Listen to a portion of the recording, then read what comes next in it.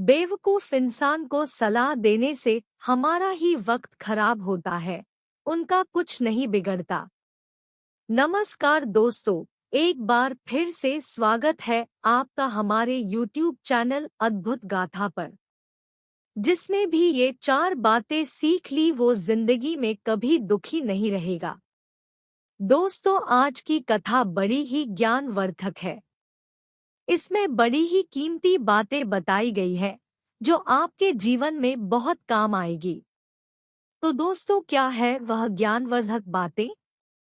चलिए जानते हैं इस कहानी के माध्यम से, इस कथा के माध्यम से। इससे पहले कि हम कहानी में आगे बढ़ें, अगर आपने अब तक हमारे चैनल अद्भुत गाथा को सब्सक्राइब नहीं किया है तो कृपया सब्सक्राइब कर लीजिए, लाइक कीजिए और हाँ, बेल दबाना मत भूलिएगा। आपका ये छोटा सा प्रयास हमारे लिए बहुत महत्व रखता है। तो दोस्तों, चलिए बिना किसी देरी के वीडियो को शुरू करते हैं। एक बड़ा सा समुद्र का किनारा था जहाँ भांति भांति के पशु पक्षी रहते थे। वे बड़े आनंद से वहाँ अपना जीवन और अपना घर बनाकर रहते थे। वहीं समुद्र के किनारे एक टिटहरी पंछी का जोड़ा भी अपना रेत का घर बनाकर रहते थे। टिटहरी की पत्नी उस समय गर्भवती थी। एक दिन उसने अपने पति के तितहरे से कहा, सुनो जी, अब मैं किसी भी वक्त अंडा दे सकती हूँ और सुरक्षा के लिहाज से यह स्थान हमारे लिए और हमारे बच्चों के लिए ठीक नहीं है। यहाँ से हम किसी और दूसरे स्थान पर चलते हैं जहाँ कोई भय ना हो, जहाँ मैं निर्भय निसंकोच होकर अंडे दे सकूं। किंतु टिटिहरा कुछ अलग ही दिमाग का था। वह अपनी पत्नी से सलाह लेने में अपनी बेइज्जती महसूस करता था। उसमें वह अपनी बेइज्जती समझता था। उसे लगता था वो सबसे अधिक बुद्धिमान और शक्तिमान है। उसने अपनी पत्नी को डांटते हुए कहा, अरे तुम क्या जानो, इतना सुंदर स्थान छोड़कर हम कहीं दूसरे जगह अपना घर बनाएंगे। नहीं, अगर हमारे जाने के बाद किसी और ने हमारे घर पर कब्जा कर लिया तो हम उसे कैसे मुक्त कराएंगे?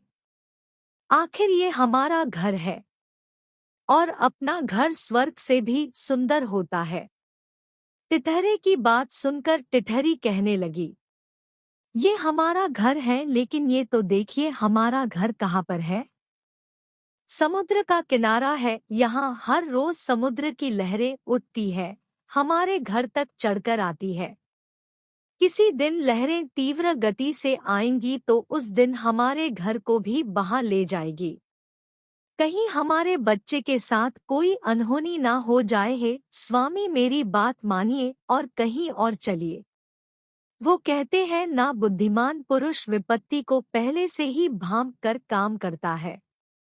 जो लोग समय रहते विपत्ति से बचने का साधन नहीं ढूंढते, उन्हें बेमौत मरना पड़ता है।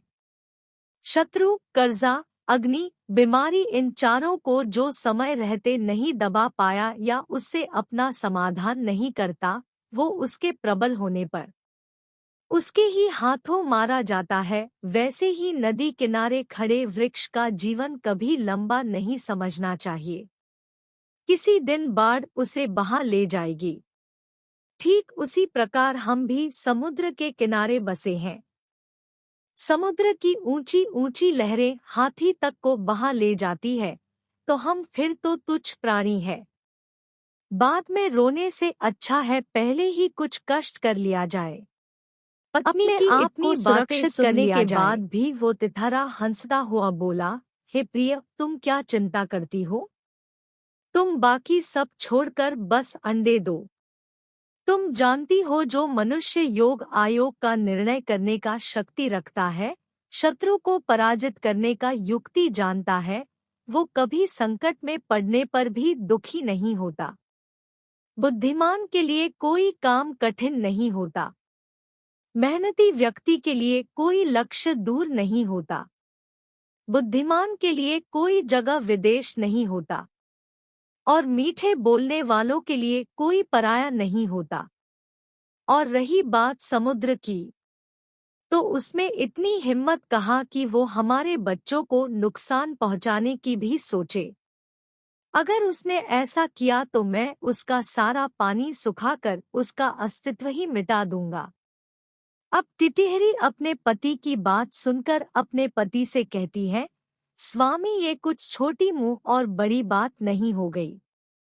4 काम आंखें मूंद कर करना या घमंड में भरकर करना मूर्खता के श्रेणी में आता है। पहला, अनुचित काम करना। दूसरा, अपने चाहने वालों का विरोधी बन जाना।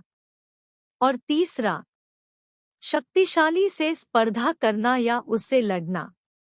और चौथा, हर प्रकार के लोगों पर विश्वास कर लेना। दोस्तों, ये 4 काम मृत्यु का द्वार कहलाती है। इसीलिए सोच समझकर कोई कार्य करना चाहिए। अब इसी प्रकार से उन दोनों पति पत्नी में वाद विवाद होने लगता है। उस घमंडी तितहरे ने अपनी पत्नी की एक भी बात नहीं मानी और उल्टा समुद्र को ही गालियां देने लगा।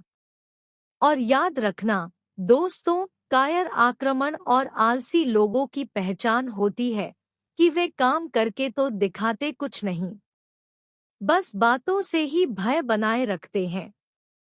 उसी प्रकार से तिहरे ने भी अपनी स्त्री के सामने अपनी वीरता के खूब ढिंग हाँकी, अपनी भुजाओं को ठोका, परंतु टिठरी अपने बातों पर अड़ी रही कि हमें यह स्थान बदल देना चाहिए। पर बेचारी क्या करती थी? तितहरे के सामने उसकी एक भी न चली। आखिर मजबूर होकर उसने वहां पर अंडे दे दिए। उधर समुद्र उन टिठरी जोड़ों की बातें को सुन लेता है। उसने सोचा यह टिटिहरा बड़ा ही अभिमानी है, आकाश की ओर टांगे करके सोता है और सोचता है कि जब बादल उसके ऊपर गिरेगा तो वह टांगों से उसे थाम लेगा। इसके अभिमान को भंग करना चाहिए। अब इधर जब सुबह होती है तो टिठरी और तितहरा दोनों चारा पानी के लिए बहुत दूर जंगल में चले जाते हैं और अपने अंडे को समुद्र के किनारे ही छोड़ देते हैं। अब इधर समुद्र ने अपने वेग से, अपने प्रभाव से उस टिठरी के अंडे को अपने अंदर बहा ले गया। टिठरी जब दूसरे दिन आई तो अंडों को बहता देखकर रोने बिलखने लगी और क्रोध से अपने पति को बोली, मूर्ख, मैंने पहले ही कहा था कि समुद्र की लहरें इन्हें बहा ले जाएगी, किंतु तूने अभिमानवश मेरी बातों पर ध्यान नहीं दिया। अपने प्रियजनों के कथन पर भी जो कान नहीं देता उसकी दुर्गति होती है। इसके अतिरिक्त बुद्धिमानों में भी वही बुद्धिमान सफल होते हैं जो बिना आई विपत्ति का पहले से ही उपाय सोचते हैं और उसकी बुद्धि तत्काल अपनी रक्षा करने का उपाय सोच लेती है। जो होगा देखा जाएगा, यह कहने वाले शीघ्र ही नष्ट हो जाते हैं। यह बात सुनकर तितहरे ने टिहरी से कहा, मैं मूर्ख और निष्कर्म नहीं, मेरी बुद्धि का चमत्कार देखती जा। मैं अभी अपने चोंच से पानी बाहर निकालकर समुद्र को सूखा देता हूँ। अपने पति की बात सुनकर टिठरी और गुस्से में आ गई। उसने कहा, समुद्र के साथ बैर तुझे शोभा नहीं देता। इस पर क्रोध करने से क्या लाभ? अपनी शक्ति देखकर हमें भी किसी से बैर करना चाहिए, नहीं तो आग में जलने वाले पतंगे जैसी गति होगी। तितहरा अपने अभिमान में अपनी पत्नी की बातें नहीं सुनता है। टिटिहरा फिर भी अपनी चोंच से समुद्र को सूखा डालने की डींगे मारता है। तब टिठरी ने फिर से उसे मना करते हुए कहा कि जी, समुद्र को गंगा जमुना जैसी सैकड़ों नदियां निरंतर पानी से भरा करती है, उसे तुम अपने बूंद बूंद भर उठाने वाली चोंच से कैसे खाली कर दोगे? ये मूर्खता भारी बातें मत करो। फिर भी तितहरा हट पर तुला रहा। तब टिठरी ने कहा, यदि तूने समुद्र को सुखाने का हट कर ही लिया है तो अन्य पक्षियों की भी मदद लेकर काम करो। कई बार छोटे 2 प्राणी मिलकर अपने से बहुत बड़े जीव को भी मार देते हैं। वो कहते हैं, ना एक से बहके 2। जैसे चिड़िया, कटफोड़े और मेंढक ने मिलकर हाथी को मार दिया था। तब तितहरे ने कहा, अच्छी बात है, मैं भी दूसरे पक्षियों की सहायता से समुद्र को सुखाने का प्रयत्न करूंगा। यह कहकर उसने बगुले, सारस, मोर आदि अनेक पक्षियों को बुलाकर अपनी दुख कथा सुनाई। उन्होंने कहा कि मित्र, तुम्हारी बात तो अच्छी है, तुम्हारे दुख को हम भली भांति समझते हैं कि तुम किस स्थिति से गुजर रहे हो। तुम्हारे बच्चे समुद्र में चले गए हैं, लेकिन इसमें हम असहाय हैं।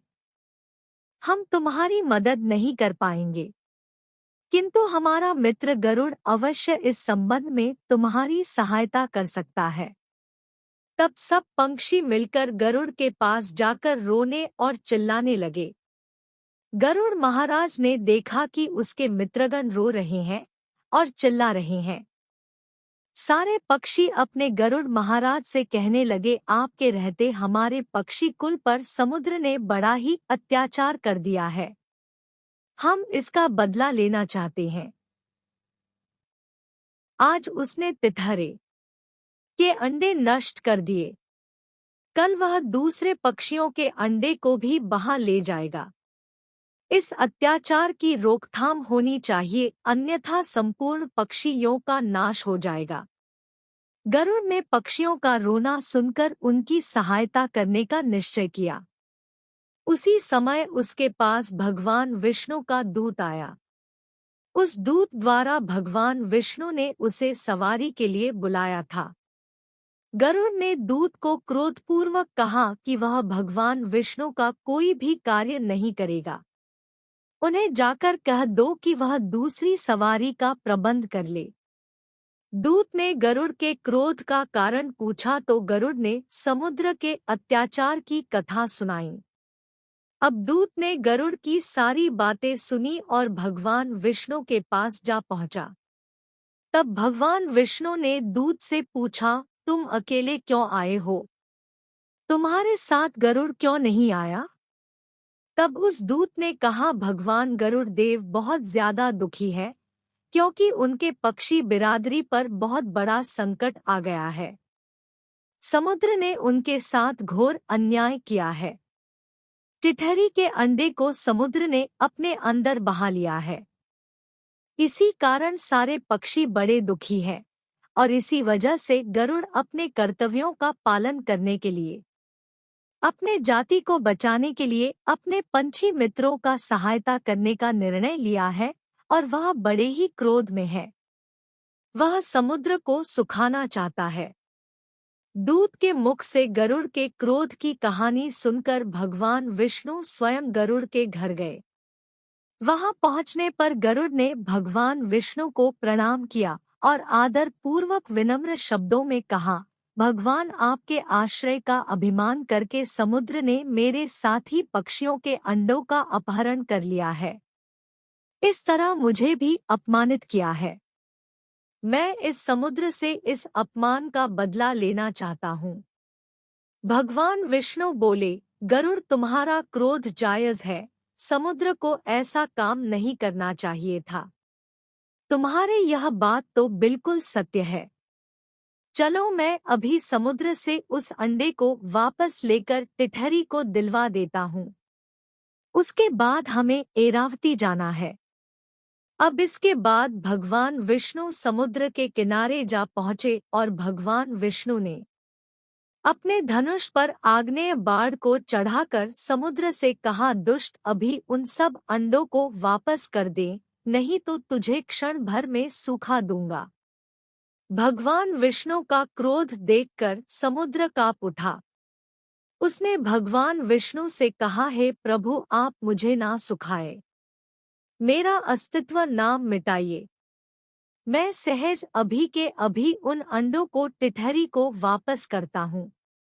और इस प्रकार समुद्र ने अपने जल को पीछे खींच लिया और उस अंडों को टिटहरी को वापस कर दिया।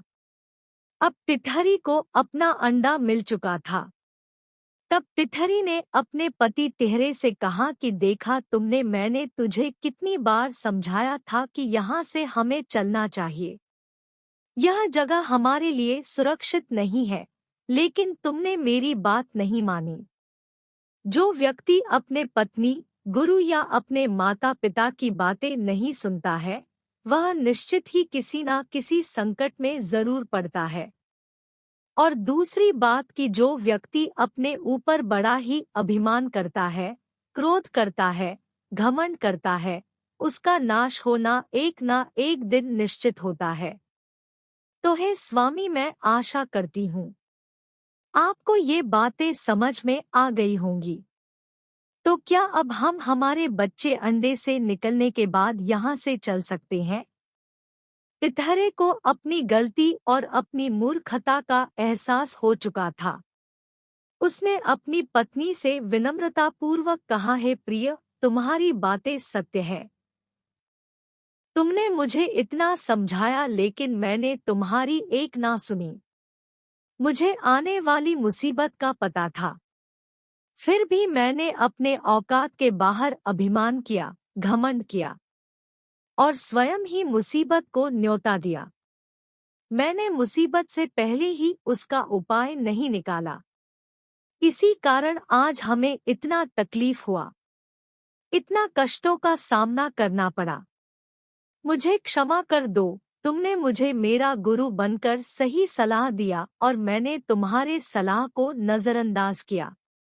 आज के बाद मैं कभी भी अपने आने वाले समय को कल के लिए नहीं छोड़ूंगा। उसके लिए अभी से उसकी तैयारी करूंगा और इस प्रकार दोनों और अपने जीवन को आनंद पूर्वक जीने लगते हैं। एक दूसरे की बातें सुनते हैं, सलाह मशवरा करते हैं, बेमतलब का क्रोध, लोभ, मोह नहीं करते और घमंड नहीं करते। इसी प्रकार से उन दोनों का जीवन सुखमय हो जाता है।